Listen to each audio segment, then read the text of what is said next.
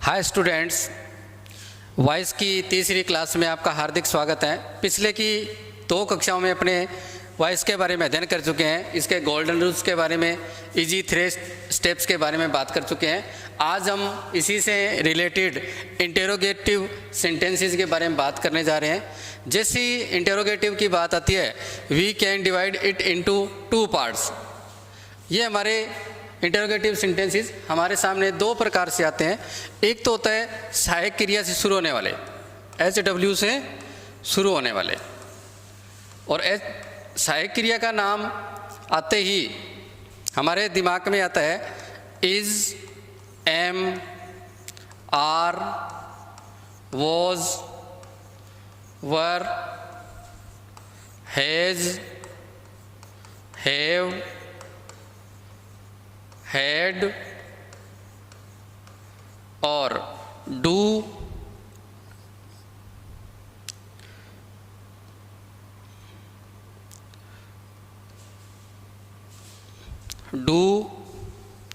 Does और did. इसके साथ जितने भी मॉडल्स हैं, कैन हैं, कुड हैं,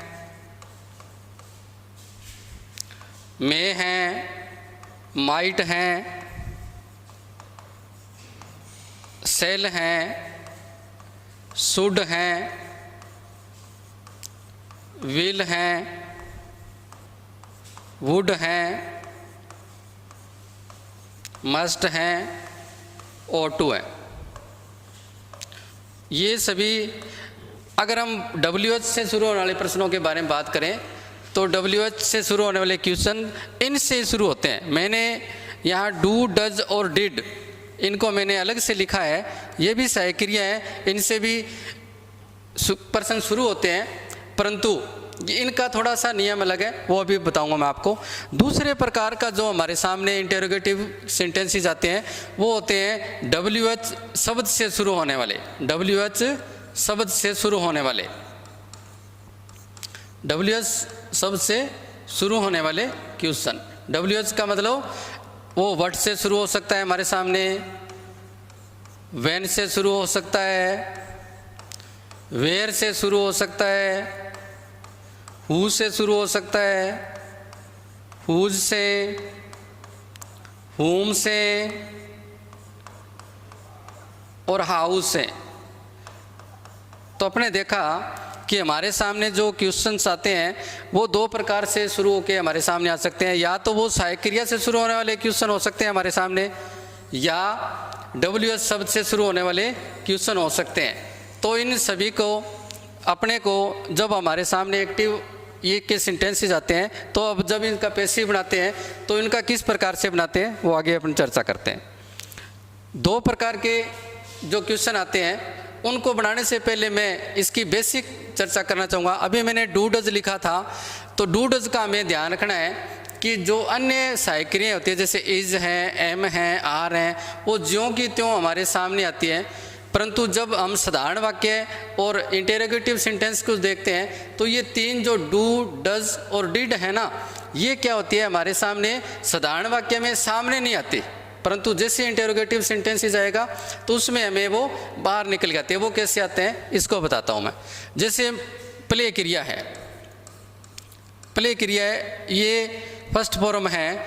अगर मैं कहूँ भी इसके अंदर सहायक क्रिया क्या है, तो अगर इसको हम सहायक क्रिया इसमें बाहर निकालें, यानी जब हम नेगेटिव और इंटेरोगेटिव सेंटेंस बनाएंगे तो इस प्ले से सहायक क्रिया डू बाहर आएगी और प्ले मैन वर्ब रह जाएगी।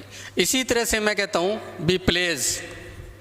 अगर प्लेज की हम बात करें तो इसमें जब सहायक क्रिया बाहर निकालने की बात करते हैं तो प्लेज से डज बाहर आता है और प्ले मैन वर्ब रह जाती है। इसी तरह से मैं कहता हूँ इसका अगर सेकंड फॉर्म आ जाए प्लेड, और इसके में हम कहें इसमें सहायक क्रिया क्या होती है, तो इसमें सहायक क्रिया की बात करें तो इसमें डिड बाहर निकलता है और इसके बाद क्या रह जाता है, डिड बाहर रहते ही प्ले रह जाता है। अब इनको अपने ध्यान से देखें तो जब हमारे सामने डू या डज से शुरू होने वाले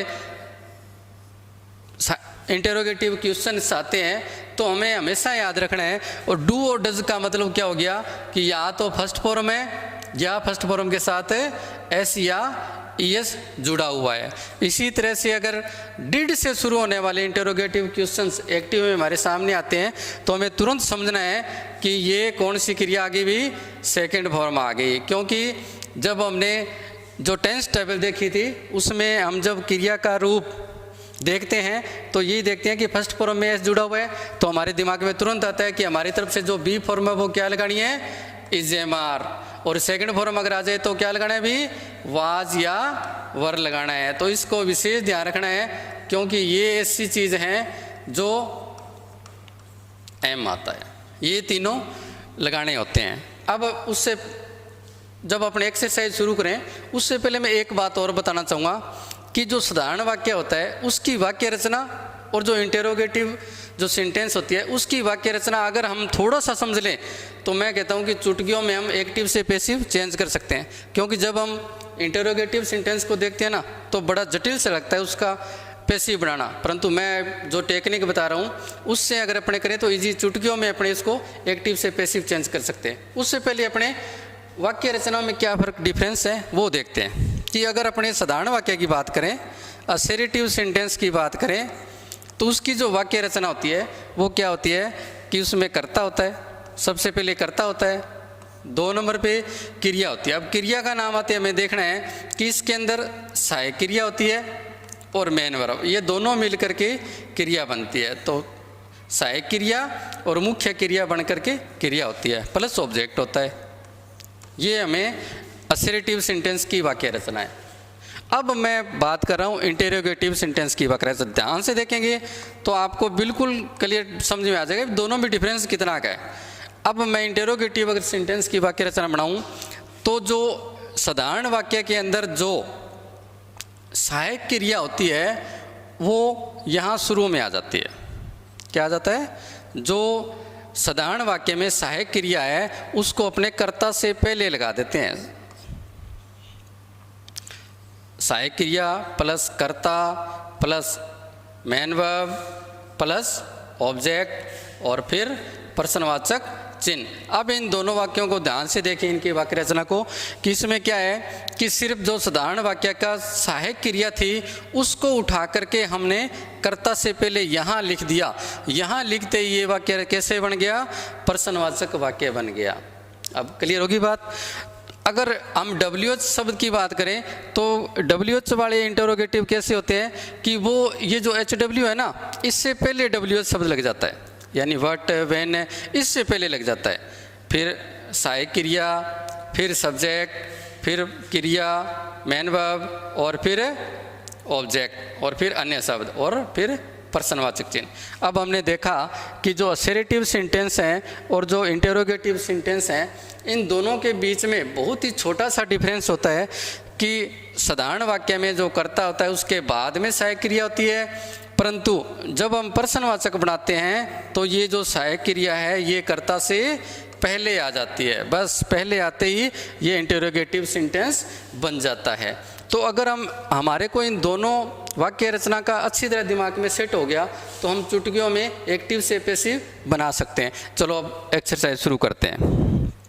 कैसे बनाए, लो आ गया अपने सामने, are you learning your answers, ये अपना पहला क्वेश्चन है। ये साधारण वाक्य का दिया हुआ है, एक्टिव सेंटेंस है ये हमारे सामने। अब हमें इसका बनाना है पैसिव। तो पैसिव अगर हम ये जो प्रश्न आता है ना, जैसे क्वेश्चन इंटेरोगेटिव सेंटेंस है तो उसका पैसिव भी इंटेरोगेटिव में बनाना है। तो अगर हमें इसका इंटेरोगेटिव में बनाएंगे तो हमें थोड़ा सा समझने में दिक्कत आ रही है, परंतु असर्टिव सेंटेंस जो साधारण वाक्य होता है उसका तो हम चुटकियों में बना सकते हैं। तो क्या करना है अपने को, ये तो टेक्निक का पता ही है भी, ये आर है ना, अगर हम इस आर को इस कर्ता से बाद में लिख दें, यहाँ लिख दें आर को, तो इसका मतलब ये साधारण वाक्य बन जाएगा। और साधारण वाक्य बनते हैं हम 1 सेकंड में बना देंगे। चलो कैसे बनता है अब एक बार करते हैं। मैं इसको, जैसे ये प्रश्नवाचक वाक्य है इसको मैं एक बार ये मान लेता हूँ कि ये साधारण वाक्य है। चलो बनाते हैं, कैसे बनाएंगे। तो इसका साधारण वाक्य ये बन जाएगा कि यू आर, क्योंकि ये आर पहले लिखते हैं प्रश्नवाचक में और साधारण में इसके बाद में जाता है। You are learning your answers, your answers, ये अपना साधारण वाक्य बन गया। और साधारण वाक्य बनते ही मैं कहता हूँ 3 स्टेप्स को यूज करते हुए तुरंत बनाओ भाई। तो ये इसका कर्ता हो गया, ये इसकी क्रिया हो गई, ये इसका कर्म हो गया। अब सीड चेंज कीजिए, योर आंसर शुरू में आ जाएगा। तो क्या आ गया, योर आंसर्स, योर आंसर्स आ गया, सीट चेंज कर दी।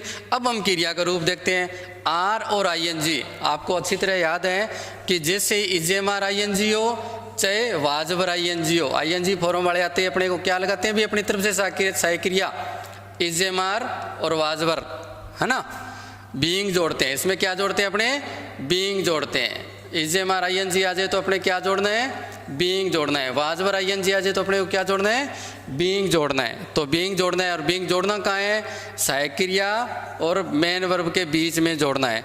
अब थोड़ा सा ध्यान रखना है भी इजेमार में और वाजबर में थोड़ा सा ध्यान रखना है कि ये जो आर आया है ये इस यू के हिसाब से आया है, और अब जो हमें यहाँ लिखना है इजेमार में से वो इसके हिसाब से आएगा। तो ये आंसर, ये भी बहुवचन है भी, तो इसमें भी आर ही आएगा। थोड़ा सा ध्यान रखना है कि मान लो ये आंसर होता ओनली ये आंसर होता तो यहाँ पे अपने क्या लिखते, इज लिखते। ये थोड़ा सा ध्यान रखना है। अब अपने जो अपनी तरफ से जो क्रिया लगानी है बी फॉर्म वो अपने लगा दी, बीइंग लगा दी, और क्या करना है, इसकी कौन सी फॉर्म भाई, थर्ड फॉर्म लगानी है तो थर्ड फॉर्म लगा देते हैं, लगा दी। अब ये लास्ट में बाई लगा करके यू लगा देते हैं। लो जी, बना दिया चुटकियों में अपने। तो your answer are being learned by you, ये साधारण वाक्य का इसका एक्टिव का पैसिव हमने बना दिया। परंतु ये पर्सन, ये तो आया है हमारे प्रश्नवाचक में, तो इसका उत्तर भी हमें प्रश्नवाचक में देना है। और अपने को पता है कि अगर प्रश्नवाचक इसका बनाना है तो कितना फर्क है, कुछ फर्क नहीं है। इस आर को यहाँ से उठा करके कहाँ लिख देते हैं अभी, शुरू में लिख देते हैं। कहाँ लिख देते हैं, शुरू में लिख देते हैं आर, और पीछे लगा देते हैं प्रश्नवाचक चिन्ह। लो जी, बन गया are your answers being learned by you. इस तरह से अगर हम थोड़ा सा ध्यान रखें कि जैसे ये दूसरा क्वेश्चन आ गया हमारे सामने, दूसरा क्वेश्चन हमारे सामने आ गया कि कैन यू स्पीक इंग्लिश। तो कैन यू स्पीक इंग्लिश प्रश्नवाचक है, सहायक क्रिया से शुरू होने वाले हैं। अगर हम ध्यान से देखें, इसको साधारण वाक्य की तरफ सोचें तो इसका मतलब हम सोच सकते हैं कि ये जो कैन है ये इसको यहाँ पढ़ना है हमें, तो क्या पढ़ेंगे, यू कैन स्पीक इंग्लिश। ये इसका साधारण वाक्य बन गया। क्या बन गया इसका साधारण वाक्य, you can speak English.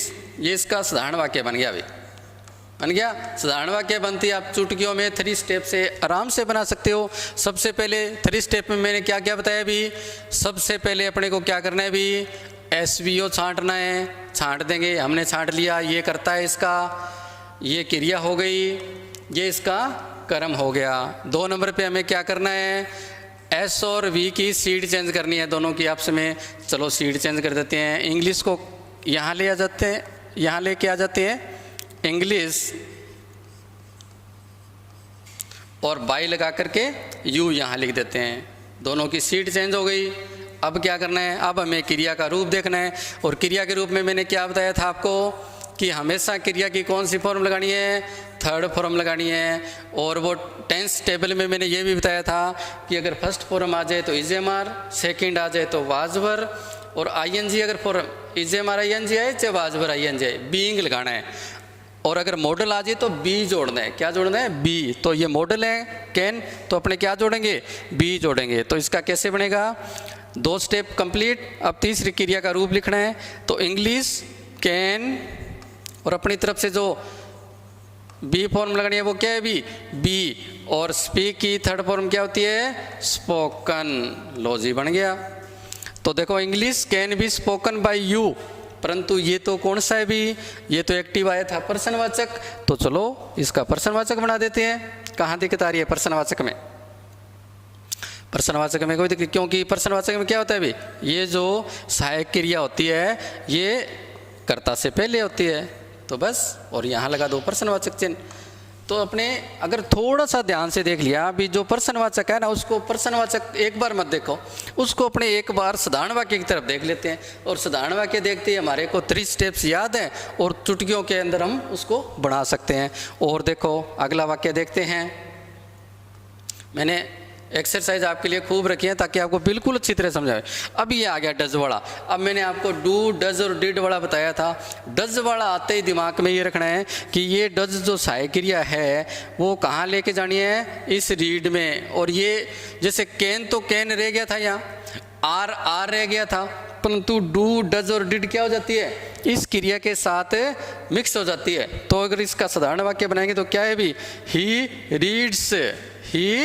Reads आ जाएगा। ये तो हट गया यहाँ से, और डज मिल करके इसमें बन गया। इसका साधारण वाक्य क्या बन गया, ही रीड्स द बाइबिल। अब इसका बनाओ, साधारण वाक्य बन गया ये। तो ये करता है, प्रथम स्टेप कंप्लीट, रीड्स क्रिया और द बाइबिल ऑब्जेक्ट हो गया। 2 नंबर क्या करना है, सीट चेंज करते हैं, तो दी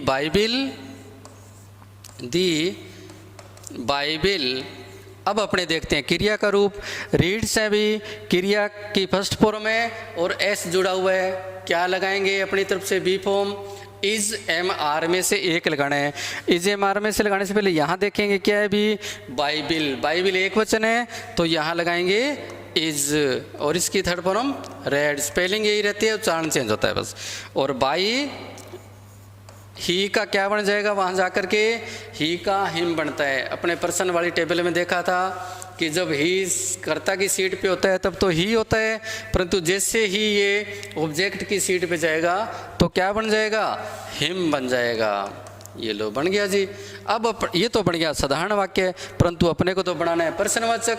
चलो प्रश्नवाचक बना देते हैं। प्रश्नवाचक में क्या होता है कि जो सहायक क्रिया होती है वो कर्ता से पहले होती है। चलो कर्ता से पहले कर देते हैं, इज लिखा देते हैं कर्ता से पहले, और यहाँ लगा देते हैं प्रश्नवाचक चिन्ह। तो अपने इस तरह से और एक्सरसाइज देखते हैं। Did he buy a book, did आ गया भी। डिड आते ही अपने दिमाग में क्या आता है कि ये डिड को हम इस बाई के अंदर जोड़ेंगे, और बाई के अंदर जोड़ते ये क्या बन जाएगी, second form bought, BOUGHT, second form बन गई। चलो बना दो, ही बॉट ए बुक, तो ये तो करता हो गया, बॉट क्रिया हो गई और ए बुक कर्म हो गया। सीट चेंज करो तो शुरू में आ गया ए बुक। अब अपने को देखना है क्रिया की फॉर्म। क्रिया की फॉर्म कौन सी है, सेकंड फॉर्म। मैंने बताया था कि जैसे अगर फर्स्ट फॉर्म आ जाए क्रिया तो हमें अपनी तरफ से बी फॉर्म क्या जोड़ना है, इजेमार जोड़ना है, और अगर सेकंड फॉर्म आ जाए तो वाज या वर में से एक जोड़ना है। तो बताओ भी क्या है इसमें, सेकंड फॉर्म है तो सेकंड फॉर्म ए बुक के साथ क्या लिखेंगे, वॉज। ए बुक के साथ क्या लिखेंगे, वॉज। इसकी थर्ड फॉर्म बॉट, बाई ही है ना, तो ही का भी अपने पता किया था, ही का क्या बनता है, हिम बनता है। साधारण वाक्य का साधारण बना दिया, परंतु ये तो प्रश्नवाचक है। चलो प्रश्नवाचक बना देते हैं। अपने को पता है भी प्रश्नवाचक में क्या होता है, जो ये सहायक क्रिया होती है ये क्या होती है भी, कर्ता से पहले होती है, तो कर्ता से पहले होगी और लगा दो प्रश्नवाचक चिन्ह।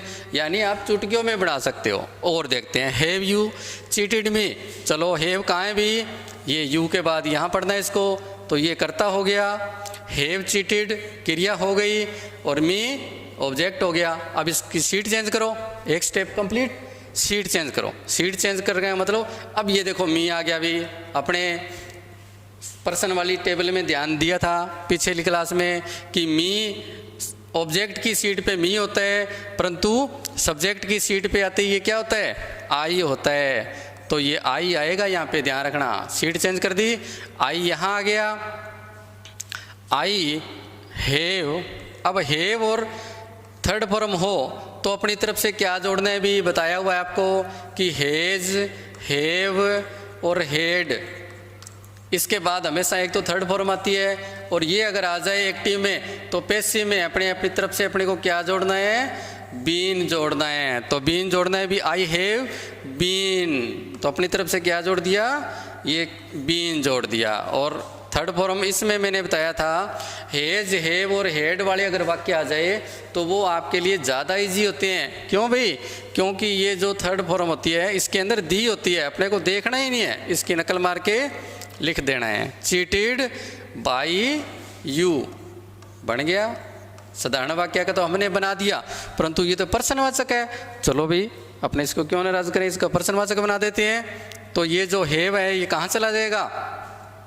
ये हैव इससे पहले चले जाएगा। Have I been cheated by you, इस तरह से, और प्रश्नवाचक चिन्ह लगा देंगे अपने इसके। ठीक है, अब चलो अगला देखते हैं। Why does she teach the children.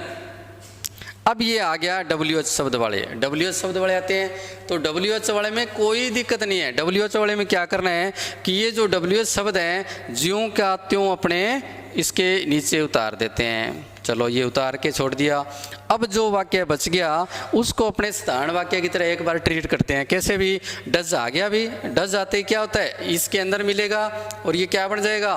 टीचीज। तो क्या बन गया इसमें? कर्ता कौन है? सी करता है। क्रिया क्या है भी? टीचीज की क्रिया है। और पढ़ाता है, किसको पढ़ाता है? द चिल्ड्रन, ऑब्जेक्ट हो गया। चलिए सीट चेंज करते हैं। सीट चेंज करते हैं तो ऑब्जेक्ट यहाँ आएगा, तो द चिल्ड्रन, द चिल्ड्रन। अब अपने को देखना है क्रिया का रूप। क्रिया क्या है भी? टीचीज, यानी फर्स्ट फॉर्म में एस जुड़ा हुआ है, और फर्स्ट फॉर्म में एस जुड़ा हो तो क्या लगाना है अपनी तरफ से? या तो इज या एम या आर लगाना है। इज एम आर लगाना है। तो बताओ भी, लगाइए। क्या लगाएंगे? द चिल्ड्रन के साथ क्या लगेगा? आर लगेगा। तो आर लग गया अभी। द चिल्ड्रंस आर टॉट, इसकी थर्ड फॉर्म क्या लगानी है? टॉट, लिख दी टॉट। और बाई, अब सी आ गया। अब सी का क्या बनेगा उधर जा कर के? हर। ये अपने प्रश्न वाली सारणी में कर चुके हैं। सी का क्या बनता है? हर। ये तो बन गया एक बार साधारण वाक्य, परंतु इसका प्रश्नवाचक बनाना है तो ये जो करता है उसके बाद जो ये सहायक क्रिया है इसको उठा करके कहाँ लिखना है? कर्ता से पहले लिखना है। तो इसको कर्ता से पहले लिखते हैं आर, यहाँ लिख देते हैं, बस कंप्लीट। अब क्या बन गया अभी? Why are the childrens taught by her, और प्रश्नवाचक चिन्ह। इस तरह से देखते हैं कि चाहे कितना ही जटिल हमारे सामने प्रश्नवाचक आ जाए, हम उसको चुटकियों में बना सकते हैं इसको तरीके से। और मैंने खूब उदाहरण ली है ताकि आपको बिल्कुल अच्छी तरीके से समझ में आ जाए। जैसे एक अपने करें, how did he solve the problem. हाँ भाई, how did he solve the problem. चलिए मैंने बताया था हाउ अगर आ गया को डोंट वरी, हाउ का हाउ लिख देते हैं अपने, हाउ लिख दिया। अब ये डिड है, डिड मैंने बताया था। एक बार साधारण वाक्य देखते हैं तो ये इसके अंदर जुड़ेगा, तो जुड़ते ये सॉल्व बन जाएगा। तो साधारण वाक्य में क्या बन गया? ये करता है भी ही, ये क्रिया है, और ये द प्रॉब्लम ऑब्जेक्ट हो गया। सीट चेंज करते हैं 2 नंबर, द प्रॉब्लम क्या हो गया? The problem. इसके बाद अपने क्रिया का रूप देखते हैं, solved. Second form, second form आते क्या करना है? वाज या वर लगाना है भाई। सेकंड फॉर्म का मतलब वाज या वर। तो वाज या वर में से क्या लगेगा अपने यहाँ? इसको देखना है। इसके हिसाब से द प्रॉब्लम है तो वाज लगेगा। तो was solved, was solved by he का क्या बन जाएगा? हिम बन जाएगा। ये तो बन गया साधारण, परंतु अपने को तो बनाना है प्रश्नवाचक। तो कोई बात नहीं, प्रश्नवाचक बना देते हैं। ये वाज कहाँ लग जाएगा भाई? वाज यहाँ लग जाएगा, और प्रश्नवाचक चिन्ह। इस तरह से अपने इसको साधारण बना के 1 सेकंड में बना सकते हैं। जैसे ये वेयर वाला और दिखाते हैं आपको। वेयर का वेयर ही आ जाएगा, कोई दिक्कत ही नहीं है, वेयर का वेयर ही आ जाएगा भाई। जैसे अपने करते हैं तो वेयर का वेयर, जो WH शब्द होता है ना उसके लिए कोई टेंशन नहीं करनी अपने को। वेयर का वेयर वैसा का वैसा नीचे उतारते हैं। अब बाकी जो बच गया वाक्य है उसका हम बताते हैं। तो डज है, डज का मतलब क्या हो गया? इस बाई के साथ इसको जोड़ दो, एक बार साधारण वाक्य बन गया। तो साधारण वाक्य क्या बने भाई? ही कर्ता हो गया, बाइज क्रिया, और द बुक्स हो गया ऑब्जेक्ट। सीट चेंज करते हैं तो द बुक्स, द बुक्स। अब आगे बताए, आगे अपने देखते हैं क्रिया का रूप भी फर्स्ट फॉर्म है और इसके साथ एस जुड़ा हुआ है। अपने बताया हुआ है कि जो फर्स्ट फॉर्म है और उसके साथ अगर एस जुड़ा हुआ है तो इजेमार में से लिखते हैं। तो बुक्स के साथ क्या आएगा, बहुवचन है तो निश्चित है आर आएगा, तो आर लिख दिया। और बाई की थर्ड फॉर्म क्या होती है, बॉट। और बाई ही है तो बाई हिम आ जाएगा। और ये बन गया साधारण, परंतु ये तो बनाना है प्रश्नवाचक। लो प्रश्नवाचक बना देते हैं। प्रश्नवाचक में क्या होता है भी, ये जो सहायक क्रिया ये यहाँ लगनी चाहिए, तो ये सहायक क्रिया अपने यहाँ लगा दी भी, आर लिख दिया और आगे से लगा दिया प्रश्नवाचक चिन्ह। कहाँ दिक्कत आई, सेकंड में होगा काम। चलो ये बनाते हैं वैन, तो इसकी तो दिक्कत ही नहीं है। वैन का अपने लिखते हैं वैन। जो डब्ल्यू शब्द है उसको तो पैसिव के अंदर वैसे के वैसे उतारते हैं। अब रह गया जो सेंस वाक्य है उसको अपने साधारण वाक्य की तरह ट्रीट करते हैं एक बार। तो ये वर कहाँ मानेंगे अपने, वर मानेंगे अपने एक बार यहाँ। तो क्या है भी, यू करता हो गया, वर प्लेइंग क्रिया हो गई, और क्या खेल रहे हैं, फुटबॉल खेल रहे हैं। एक स्टेप कंप्लीट। अब अपने दूसरा स्टेप शुरू करते हैं। दूसरे स्टेप में